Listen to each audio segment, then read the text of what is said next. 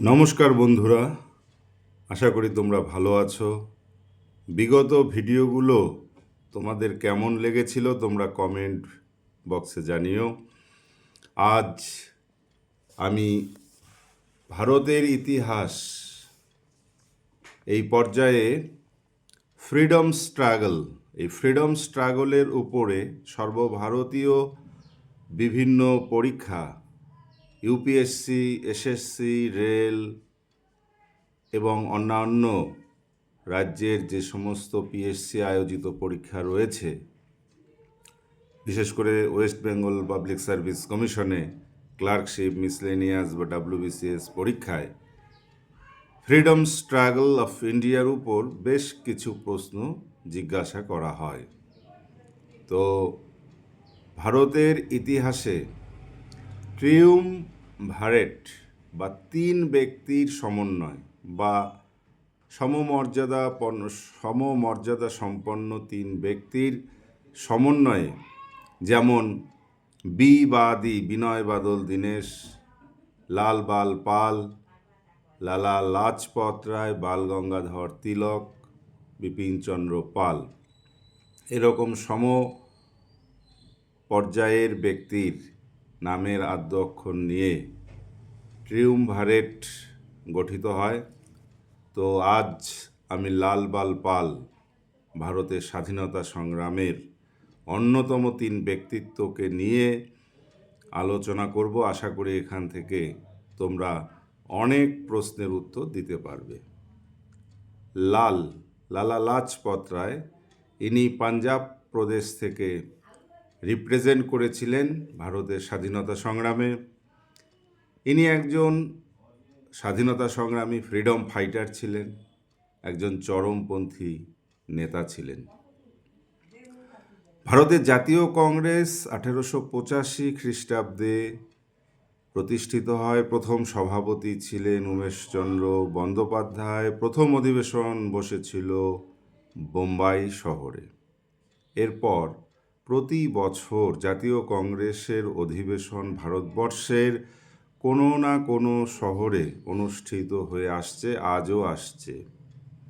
তো 1907 খ্রিস্টাব্দে গুজরাটের সুরাট শহরে জাতীয় কংগ্রেসের যে অধিবেশন বসেছিল, এই অধিবেশনে কংগ্রেস নরমপন্থী এবং চরমপন্থী এই দুটো ভাগে ভাগ হয়ে যায়। সুরাট অধিবেশনে সভাপতি ছিলেন রাসবিহারী ঘোষ। রাসবিহারী বসু একজন ছিলেন। এক্ষেত্রে তোমাদের এটা কনফিউশন হতে পারে, ভালো করে তোমরা জেনে রাখো। 1907 খ্রিস্টাব্দে জাতীয় কংগ্রেসের সুরাট অধিবেশনে সভাপতিত্ব করেছিলেন রাসবিহারী ঘোষ, বোস নয়। এটা তোমাদের ভালো করে মনে রাখতে হবে।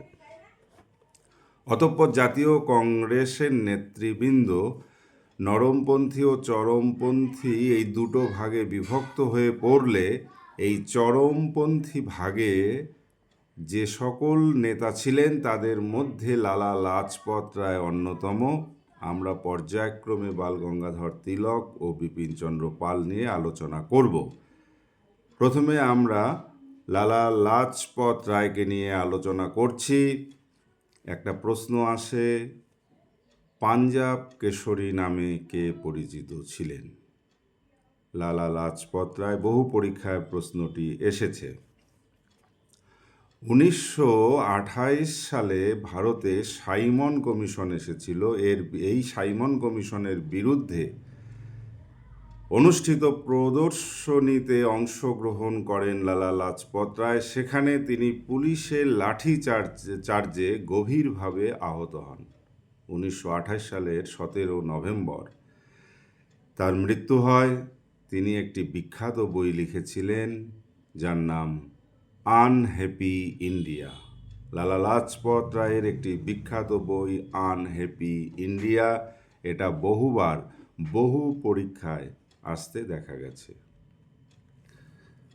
লালা লাজপত রায় 1920 সালের জাতীয় কংগ্রেসের বিশেষ যে অধিবেশন কলকাতায় অনুষ্ঠিত হয়েছিল, সেই অধিবেশনে তিনি সভাপতিত্ব করেছিলেন। এবং তিনি একবারই জাতীয় কংগ্রেসের সভাপতি হয়েছিলেন, সেটা হচ্ছে 1920 সালে কংগ্রেসের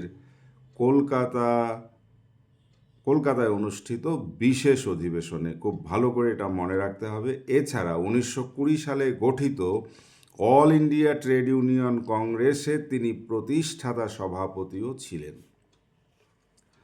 পাঞ্জাব ন্যাশনাল ব্যাংক যেটা এখনও রয়েছে, এই পাঞ্জাব ন্যাশনাল ব্যাংকের প্রতিষ্ঠাতাদের মধ্যে তিনি একজন অন্যতম ছিলেন। এরকমভাবে লালা লাজপত রায়ের উপর যে আলোচনা করা হলো, এখান থেকে অনেক ধরনের কোশ্চেনই আসতে পারে। এরপরে আমরা চলে যাচ্ছি বাল গঙ্গাধর তিলক। ইনি বোম্বাই প্রদেশ থেকে রিপ্রেজেন্ট করতেন। ইনি একজন স্বাধীনতা সংগ্রামী চরমপন্থী নেতা। ইনি লোকমান্য নামেও পরিচিত ছিলেন। লোকমান্য নামে বাল গঙ্গাধর পরিচিত ছিলেন, এই প্রশ্নটা কিন্তু আমরা কয়েকবার দেখেছি, জেনারেল নলেজে এসেছিল, কে লোকমান্য নামে পরিচিত ছিলেন। এছাড়াও ব্রিটিশ ঔপনিবেশিক শক্তি বা সাম্রাজ্যবাদী শক্তি তাকে the father of the Indian unrest নামে অভিহিত করেছিলেন। বাল গঙ্গাধর তিলকের একটি খুব বিখ্যাত উক্তি আছে, এটা বহু পরীক্ষায় আসতে দেখা গেছে। সেটা হচ্ছে, Swaraj is my birth right and I will have it. Swaraj আমার জন্মগত অধিকার এবং আমি এটা অর্জন করবই। Swaraj is my birth right and I will have it. এটা হচ্ছে বাল গঙ্গাধর তিলকের সুবিখ্যাত একটি উক্তি। বাল গঙ্গাধর তিলক কেশরী নামে একটি পত্রিকা সম্পাদনা করতেন। ইন্ডিয়ান হোম রুল মুভমেন্টের তিনি একজন অন্যতম নেতা ছিলেন। এই হোম রুল মুভমেন্ট ভারতবর্ষে শুরু করেছিলেন ডক্টর এনি বেসান্ত। আবার এনি বেসান্ত ভারতের জাতীয় কংগ্রেসের প্রথম মহিলা সভাপতি ছিলেন। এটা একটু এই প্রসঙ্গে তোমরা জেনে রাখতে পারো। এছাড়া হোম রুল লীগ তিনি গঠন করেছিলেন 1916 সালে বেলগাঁওয়ে। বাল গঙ্গাধর তিলক হোম রুল লীগ গঠন করেছিলেন 1916 সালে বেলগাঁওয়ে। এই বেলগাঁওয়ে আবার 1924 সালে মহাত্মা গান্ধী জাতীয় কংগ্রেসের অধিবেশনে সভাপতিত্ব করেছিলেন। মহাত্মা গান্ধী জীবনে একবারই জাতীয় কংগ্রেসের সভাপতি হয়েছিলেন, সেটা 1924 সালে বেলগাঁও অধিবেশনে। এই প্রসঙ্গে এটাও তোমরা মনে রাখতে পারো। তবে বাল গঙ্গাধর তিলক জাতীয় কংগ্রেসের সভাপতি কোনো সময় তিনি হননি। একটি প্রশ্ন আমি আসতে দেখেছি, জাতীয় কংগ্রেসের 3 জন সভাপতির নামের সঙ্গে বাল গঙ্গাধরের নামটি জুড়ে দিয়ে তোমাদের জিজ্ঞাসা করতে পারে, নিচের এই 4 জনের মধ্যে কে ভারতের জাতীয় কংগ্রেসের সভাপতি হননি। সেই ক্ষেত্রে তোমরা কিন্তু খুব ভালো করে মনে রাখবে, জাতীয় কংগ্রেসের একজন অবিংশবাদী নেতা ছিলেন বাল গঙ্গাধর তিলক, কিন্তু তিনি কখনো জাতীয় কংগ্রেসের সভাপতি হননি। বাল গঙ্গাধর তিলক গণপতি উৎসব ও শিবাজী উৎসব নামে 2টি উৎসব চালু করেছিলেন। এটা বহু পরীক্ষায় আসতে দেখা গেছে। বাল গঙ্গাধর তিলকের উপর যে সমস্ত আলোচনাগুলো করলাম, এগুলো মনে রাখতে পারলে তোমরা নিশ্চয়ই বিভিন্ন চাকরির পরীক্ষায় স্বাধীনতা সংগ্রাম থেকে জিজ্ঞাসিত প্রশ্নের উত্তর দিতে পারবে। সর্বশেষে আমি চলে যাচ্ছি বিপিনচন্দ্র পাল। বিপিনচন্দ্র পাল প্রকৃতপক্ষে একজন নরমপন্থী নেতা ছিলেন। 1919-এর পর তিনি বাল গঙ্গাধর তিলকের সংস্পর্শে এসে চরমপন্থী মতবাদে বিশ্বাসী হয়ে পড়েন। তিনি মূলত ছিলেন একজন সাংবাদিক, লেখক এবং সুবক্তা বা বাগ্মী। তাকে ফাদার অফ রেভলিউশনারি থটসও বলা হয়। বিপিনচন্দ্র পাল তার আত্মজীবনী লিখেছিলেন। তার আত্মজীবনীর নাম ৭০ বৎসর। এই ৭০ বৎসর গ্রন্থটি বা তার আত্মজীবনীটি পড়লে আমরা ভারতবর্ষের স্বাধীনতা আন্দোলনের, বিশেষ করে স্বদেশী আন্দোলনের, বয়কট আন্দোলনের অনেক কথাই জানতে পারি।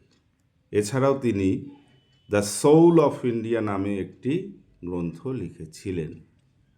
আমি বিভিন্ন চাকরির পরীক্ষা স্টাডি করে দেখেছি, একটি প্রশ্ন এরকম যে 4টি মুভমেন্টের নাম দিয়ে দিল, যেমন Swadeshi movement, non cooperation movement, civil disobedience movement এবং কুইট ইন্ডিয়া মুভমেন্ট। এই 4টি মুভমেন্টের মধ্যে কোন মুভমেন্টে একটি প্রমিনেন্ট রোল প্লে করেছিলেন বিপিনচন্দ্র পাল? সেটা অবশ্যই স্বদেশী মুভমেন্ট। স্বদেশী মুভমেন্টে তার বড় একটি অবদান ছিল। আজ এই পর্যন্তই।